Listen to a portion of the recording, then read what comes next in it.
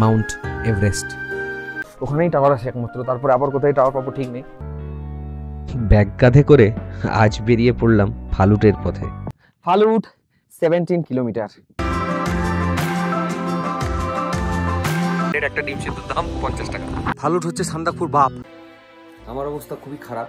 এমন অবস্থা হয়েছে আমাদের, আমরা রাস্তাও ভুলে গেছি, বুঝতে পারছি না, আমাদের টিম থেকে আমরা হারিয়ে গেছি।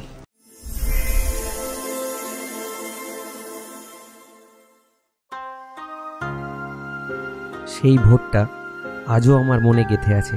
আলের ছোট্ট কাঠের হোমস্টের জানলার পাশেই আমি বসেছিলাম। এক কাপ ধোঁয়া ওঠা চায়ের সঙ্গে শরীরের প্রতিটি ক্লান্তি ধীরে ধীরে গলে যাচ্ছিল আমার। বাইরে তখন হালকা ঠান্ডা হাওয়া, পাখির ডাক আর দূরের কুয়াশায় মোড়া পাহাড়। হঠাৎই সূর্যরশ্মি একটু একটু করে ছুঁয়ে ফেললো পাহাড়ের চূড়াগুলো। আমরা সবাই দৌড়ে গেলাম বারান্দায়। আর তখনই যেন দিগন্তের বুক চিরে উঠে এলো এক অলৌকিক দৃশ্য, Mount Everest.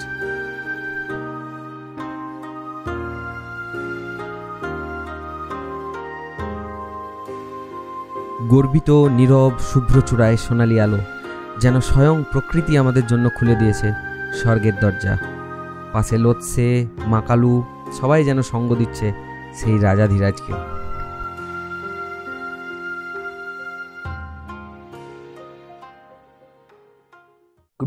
Good morning guys from আল। কালকে পৌঁছেছিলাম, তোমরা জানো। তো আমাদেরকে যে হোমস্টেটা দেওয়া হয়েছে সেখান থেকে মাউন্ট এভারেস্টের পুরো ভিউ আমরা এখান থেকে দেখতে পাচ্ছি। চলো তোমাদের দেখাই। দেখো মাউন্ট এভারেস্ট ভাই, মাউন্ট এভারেস্ট যে রুমে আমরা আছি তার সামনে দেখা যাচ্ছে। ভাবা যায় সকাল এভারেস্টের ভিউ দেখার জন্য যে মানুষ 9টা সাড়ে 9টার সময় উঠে না, তারা সব 4:30টার সময় উঠে বসে আছে।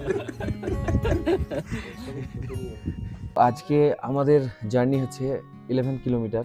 আমরা আজকে স্টে করবো সাবার গ্রামে। আমাদের অ্যাকচুয়াল স্টে ছিল ফালুটে, কিন্তু অতটা ডিস্টেন্স একসঙ্গে ট্রেক করতে পারবো না বলে আমরা ডিসিশনটা নিয়েছি সাবার গ্রামে থাকার। তো কালকে সাবার গ্রাম থেকে ফালুট হয়ে আমরা গোর্খে নামবো। এখানে আমাদের ব্রেকফাস্টে আছে ম্যাগি। আমরা ম্যাগি খেতে যাচ্ছি এখন। আমরা সবাই তৈরি বেরোনোর জন্য। আজকে ঠিকঠাক হাঁটতে পারছি। তো চলো ম্যাগিটা খেয়ে আমরা আজকে ট্রিপের জন্য বেরিয়ে পড়বো। আবার চলছে সবার। আর ডিম সিদ্ধ আমাদেরকে দিয়েছিল ব্রেকফাস্টে, ম্যাগি এবং ডিম সিদ্ধ। সবাই একদম পুরো দমে সাঁড়াচ্ছে। আমারও প্রায় শেষের দিকে।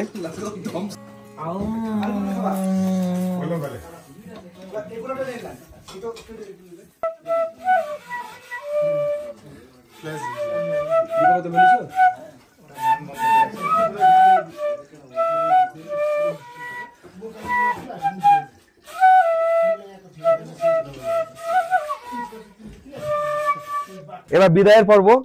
দীপনদের কাছ থেকে আমাদেরকে বিদায় নিতে হচ্ছে। এই যে পলাশ, দীপন, এরা কিন্তু আজকে চলে যাচ্ছে আমাদের টিম থেকে। আর একটা সঙ্গে আমাদের সাথী ছাড়া হলাম আরেকজনের সাথে। আরেকজন ছিল, তোমরা দেখেছো ব্লগে, সমীর ভাই, ও চলে যাচ্ছে আজকে। গাড়ি এখান থেকে চলে আসবে, ওই গাড়িতে করে ওরা চলে যাবে। আমরা একটা ব্যাগ ওদেরকে দিলাম, একটা দায়িত্ব, ওরা নিয়ে চলে যাবে ব্যাগটা। অনেক লোড কমে গেল আমাদের। সে পেঁয়াজ হে यहाँ पर आपका काम आएगा, ঠিক আছে। ওদের কাছে এক্সেস কিছু পেঁয়াজ, লঙ্কা, টমেটো সবগুলো ছিল, আমরা ওদেরকে দিয়ে দিলাম। এক প্যাকেট মুড়িও দিয়ে দিলাম। আমি একা বেরিয়ে গেলাম, আমাকে বাড়িতে ফোন করতে হবে এবং ওখানেই টাওয়ার আছে একমাত্র, তারপরে আবার কোথায় টাওয়ার পাবো ঠিক নেই। আরে বেরিয়ে পড়লাম আমি একা। তো আজকে পায়ের অবস্থাটা একটু ভালো, আজ আমি হাঁটতে পারছি শুধুমাত্র ফোনের টাওয়ারের জন্য। একটুখানি আগে বেরিয়ে গেলাম। আজকে ব্যাগ ঘাড়ে নিচে একটু কষ্ট হবে, কিন্তু কিছু করার নেই। আমরা ঘোড়া নেওয়ার চেষ্টা করলাম, বাট একটা ঘোড়া পেলাম। একটা ঘোড়াতে 40 কেজির বেশি ওয়েট নেবে না। প্রচণ্ড ঠান্ডা লাগছে ভাই, মানে হেভি বাতাস। জানি না মাইকে ভয়ে নয়েজ ক্যান্সেলেশন অন আছে, অতটা বাতাস হয়তো বোঝা যাবে না, কিন্তু সত্যি প্রচণ্ড বাতাস দিচ্ছে। দেখতেই পাচ্ছ আমি কোথা দিয়ে হেঁটে যাচ্ছি, নিচে কিন্তু পুরো খাই একদম।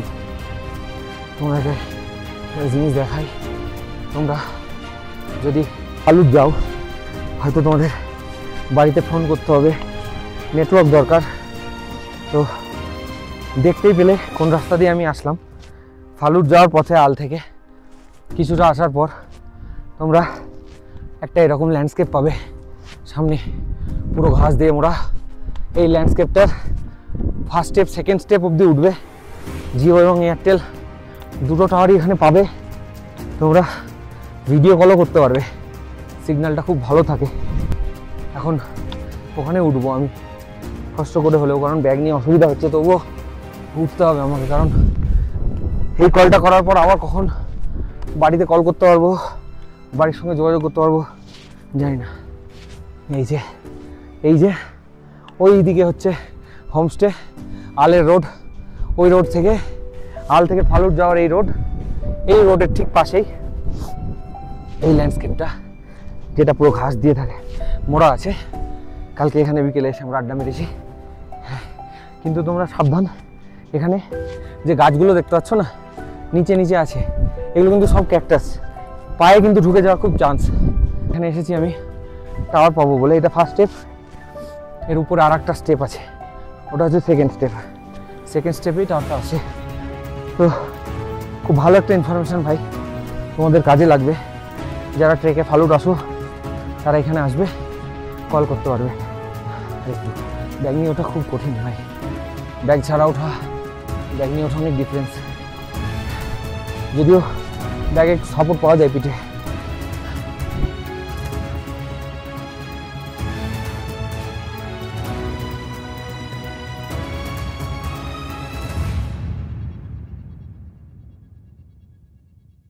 এটা কোনো মিস ইনফরমেশন না, এটা একদম সঠিক ইনফরমেশন যে এখানে টাওয়ার আসে এবং কলও হয়। তোমাদেরকে সচক্ষে আমার নিজের ফোনটা দেখাচ্ছি, এইমাত্র আমি বাড়িতে ভিডিও কল করলাম। এই দেখো, দেখতে পাচ্ছ নাকি জানি না, একটা দেখাচ্ছে নো সার্ভিস, একটা দেখাচ্ছে এয়ারটেল, একটা টাওয়ার। তো এতক্ষণ জিও এসছিল, এই সাইডটাতে জিওটা আসে। এই দেখো এলটি, দেখেছো এসেছে, দেখো এই দেখো এলটি। আমরা এখানে বেশিক্ষণ আর দাঁড়াবো না, আমরা এবার বেরিয়ে পড়বো। আমি ওখান থেকে নেমে চলে এলাম, এই উঁচু জায়গাটায় ছিলাম, কল করার জন্য গেছিলাম।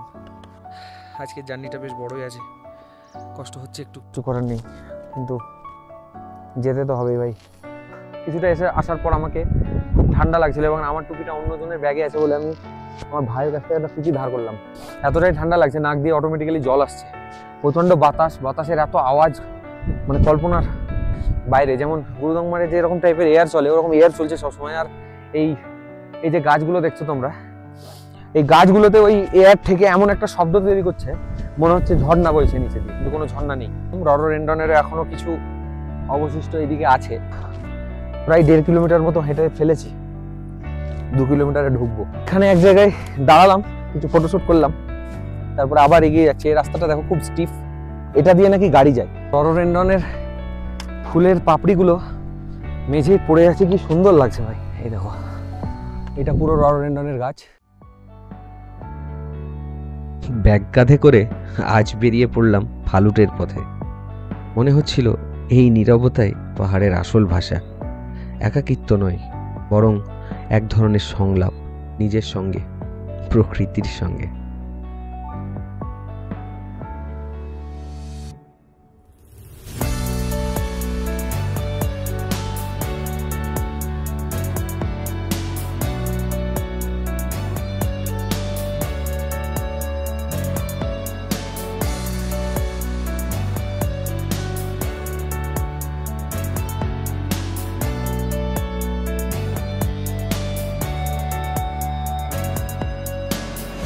পায়ে ব্যথা জমেছে একটু একটু করে, কিন্তু এই বাতাস, এই প্রকৃতির গন্ধ, এই মেঘের মাঝে হাঁটার অভিজ্ঞতা সব কষ্ট ভুলিয়ে দেয়। পৌঁছে গেলাম আবার আরেকটা মাইলস্টোন, ফালুট 17 কিলোমিটার। এই ভিউ পয়েন্টটা একটা 360 ভিউ পয়েন্ট। সৌন্দর্য ছিল চারিদিকে, কিন্তু শরীর বলছিল এখানেই বসে পড়ি। ঠিক তখনই একটা মোড় ঘুরে সামনে খুলে গেল এক জাদুকরী দৃশ্য। সবুজ উপত্যকার বুকে এক শান্ত ভিউ পয়েন্ট, নীল আকাশের নিচে পাহাড় দাঁড়িয়ে আছে সম্মানে, আর মেঘেরা যেন নাচছে আমাদের আমন্ত্রণ জানিয়ে। একটু থামলাম, হঠাৎই কেউ বাজিয়ে দিল একটা গান, আর ঠিক তখনই শুরু হয়ে গেল এক স্বপ্নের নাচ। ক্লান্ত পাগুলো যেন জাদুতে ভরে উঠল। মাটির ঘ্রাণ, বাতাসের ছোঁয়া আর সেই মিউজিক সব মিলিয়ে যেন পাহাড়ও নাচছিল আমাদের সঙ্গে। এই মুহূর্তে বুঝলাম, গন্তব্য নয়, পথের মাঝেই লুকিয়ে থাকে আসল আনন্দ।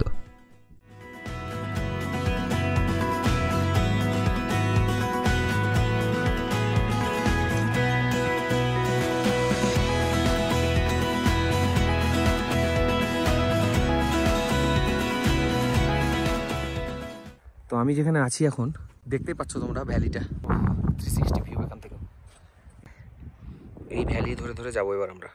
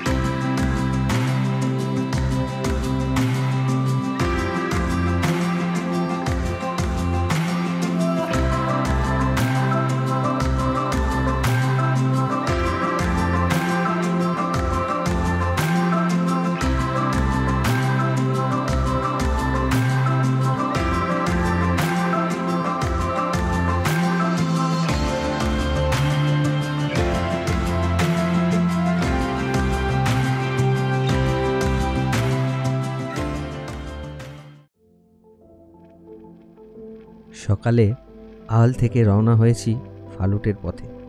শরীর ক্লান্ত, পায়ে ব্যথা, কিন্তু মন বলছে আর একটু এগিয়ে চল। আমরা একটা ছোট্ট ঢালে বসে পড়লাম। প্রকৃতি যেন নিজেই বলছে, একটু থামো, একটু নিঃশ্বাস নাও। পাহাড়ি বাতাসে হাতে এক কাপ গরম কফি, এইটুকু শান্তি যেন হাজার ব্যস্ততার ওষুধ। গন্ধটা মিশে যাচ্ছে চারপাশের সবুজ আর সাদা মেঘে, যেন প্রকৃতিও একটু থেমে গেছে এই গন্ধ উপভোগ করতে। এই কফিটা কিন্তু পাহাড়কে ছুঁয়ে বানানো, স্বাদটা অন্যরকম হবেই। এটা শুধু কফি না, এটা একটা মুহূর্ত। ক্লান্ত শরীরের জন্য বিশ্রাম, আর ক্লান্ত মনকে আবার নতুন করে এগিয়ে যাওয়ার শক্তি। আল থেকে ফালুট শুধু পথ নয়, প্রতিটি মুহূর্তই এক একটা গল্প।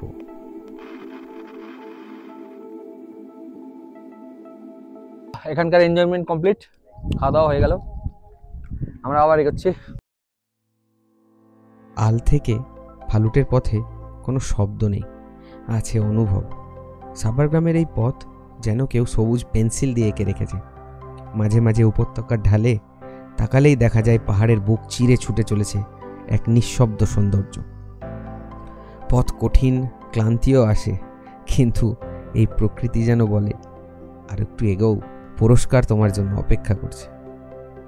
হঠাৎই পথ ফুরিয়ে দেখা দিল সাভারগ্রাম ভিউ পয়েন্ট। সবুজ উপত্যকা, পাহাড়ের গা ছুঁয়ে নেমে আসা সাদা মেঘ আর নীলচে আকাশ। মনে হচ্ছিল প্রকৃতি যেন এখানে থেমে গেছে, শুধু আমাদের জন্য।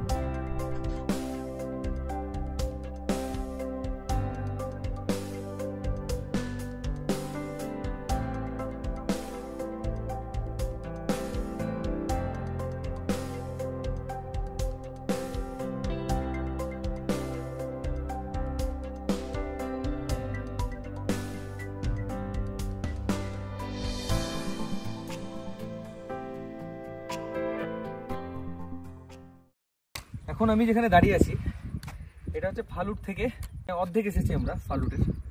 তো এখান থেকে আরও আমাদের স্টিপ চড়াই উঠতে হবে অনেকটা। একটা লেক দেখতে পেলাম, হয়তো বর্ষার জলে জমেই হয়েছে, খুব সুন্দর লাগছে এত উঁচুতে একটা লেক দেখে। ভাবলাম দাঁড়িয়ে যাই। আমাদের আজকের গন্তব্য সাভারগ্রাম। রাস্তাটা কত কঠিন জানতাম না, শুধু জানতাম এই পথে প্রকৃতি তার নিজস্ব ভাষায় কথা বলে। জুতো শক্ত করে বেঁধে যখন বেরিয়ে পড়লাম, চারপাশে তখন ঘন সবুজ, আলের গাছেরা যেন বিদায় জানালো, আর সাভারগ্রামের বনজঙ্গলে এক নতুন আমন্ত্রণ। পথটা ঢালু, মাঝে মাঝে পাথুরে, কিন্তু প্রতিটি মোড়ে এক বিস্ময় অপেক্ষা করছিল। পাখির ডাক, পাতার শব্দ, আর ঠান্ডা বাতাসে গায়ে লেগে থাকা শীতলতা।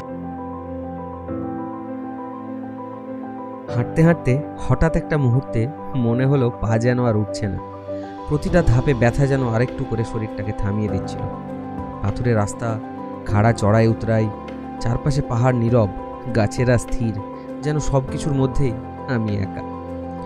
কিন্তু মন একটাই কথা বলছে, আরও আগে, আরও শান্তি অপেক্ষা করছে। সামনে একটা ক্যাম্প সাইট দেখতে পেলাম। আমাদের কারো কাছে কোনো জল নেই, জল আমাদের এই রাস্তায় শেষ হয়ে গেছে। এই ক্যাম্প সাইটে আমরা কিছুক্ষণ ওয়েট করব এবং দেখা যাক এখানে কি খাবার পাওয়া যায়। তো চলো, দেখা হচ্ছে ক্যাম্প সাইটে। এসে আমরা এখানে কিছুটা খাবার পেয়েছি, যেমন অমলেট এখানে পাওয়া যায়, ডিম সিদ্ধ পাওয়া যায়, প্রচুর হাই রেট। একটা ডিম সিদ্ধর দাম 50 টাকা। বসার কিছুটা জায়গা আছে, তো আমরা ওখানে যাবো না। চলো এখানে ডিম খাবো, তারপরে সাইড টাইপের এখানে একটা ছোট্ট রেস্টুরেন্ট, এখানে আমরা অমলেট খাবো। অমলেট বানানো হচ্ছে, আমার হেল্প করছে আমাদের এই ভাই। ভেতরে বসার জায়গা আছে, এই বাইরের হচ্ছে ভিউ, আর এই ভেতরে ক্যাম্প সাইটে আমরা অমলেট খেলাম। বাইরে প্রচন্ড বাতাস, দেখতেই পাচ্ছ সব, কিন্তু আমরা 11 জন এখানে ঢুকে গেছি এইটুকু জায়গায়। তো রাজন ওয়াই খাবে, রাজন ওয়াই হচ্ছে। এটা ভেতরে বসার জায়গা ছোট্ট খুব।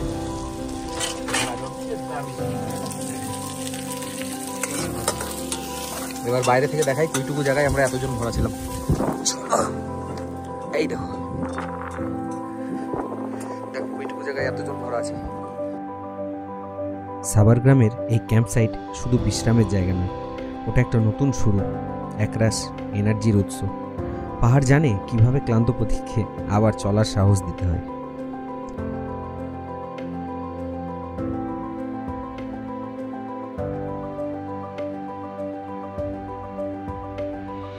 একটা জায়গায় আমরা একটুখানি টিফিন করলাম, 40 টাকা করে অমলেট নিল পার পিস, আর এক ধরনের চকলেট পাওয়া গেল, বাড়ির জন্য নিলাম। খুব ভালো, লোকাল মেড, এদের হোম মেড।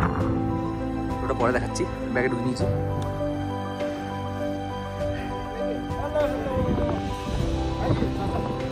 चलो सब लोग,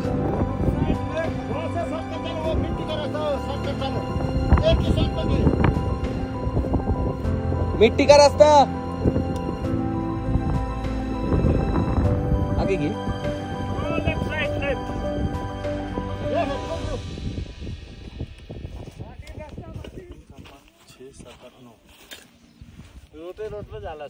চড়তে চড়তে বহুত দূর চড়ে গেছি, এখনো কত চড়া বাকি জানি না, চড়তেই আছি শুধু। তো ওই দূরে যে রেঞ্জটা দেখা যাচ্ছে, একদম দূরে এই যে রেঞ্জটা দেখা যাচ্ছে, এই যে এইখান থেকে স্টার্ট করে আমরা কিন্তু আসছি আসছি আসছি আসছি আসছি আসছি এইটা হচ্ছে সান্দাকফু। ওখান থেকে আমরা কিন্তু আবার পাহাড় ঘুরে ঘুরে ঘুরে ঘুরে ঘুরে ঘুরে ঘুরে ঘুরে দেখো কতটা এসেছি। এই তো যারা সান্দাকফু ট্রেক করো তাদের উদ্দেশ্যে বলি, ফালুট হচ্ছে সান্দাকফুর বাপ, ঠিক আছে? সকালে বেরিয়েছি, এখনো পৌঁছাতে পারিনি, চলেই যাচ্ছি শুধু। কোথা থেকে চলে এলাম, ওই দূরের ওই চটি থেকে, এত দূর। সবার গ্রাম ঢুকে গেছি বহুত কষ্ট করে। আর একটুখানি গিয়ে আমাদের হোমস্টে, এই হোমস্টেটাই আমরা থাকবো আজকে। এখানে চারিদিকে দেখতে পাচ্ছ শুধু পাহাড় আর পাহাড়। এখানে কিন্তু আশেপাশে আর কোনো হোমস্টে নেই, এটাই। এখানে গিয়ে যাবো এখন, ওখানে আমাদের স্টে আছে। খাবার জায়গা হচ্ছে এখানে, ডাইনিং বেঞ্চগুলো অনেক ছোট, এইভাবে বসে খেতে হবে।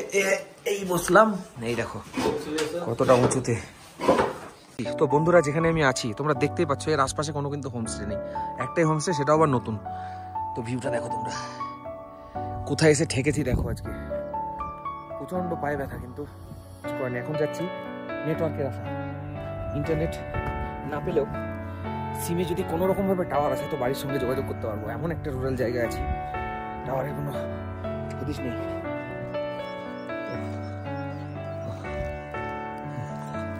এই দেখো, দেখো মেঘের থেকে উপরে, আর একটু হলে চাঁদে চলে যাব। অবশেষে এয়ারটেলের নেটওয়ার্ক আমরা এখান থেকে পেলাম এবং বাড়ির সঙ্গে যোগাযোগ করলাম। তো এত উপরে এসে যে নেটওয়ার্ক পাওয়া, এটাও একটা মানে আলাদাই ব্যাপার। তো কন্ট্যাক্ট হলো বাড়ির সঙ্গে আমাদের।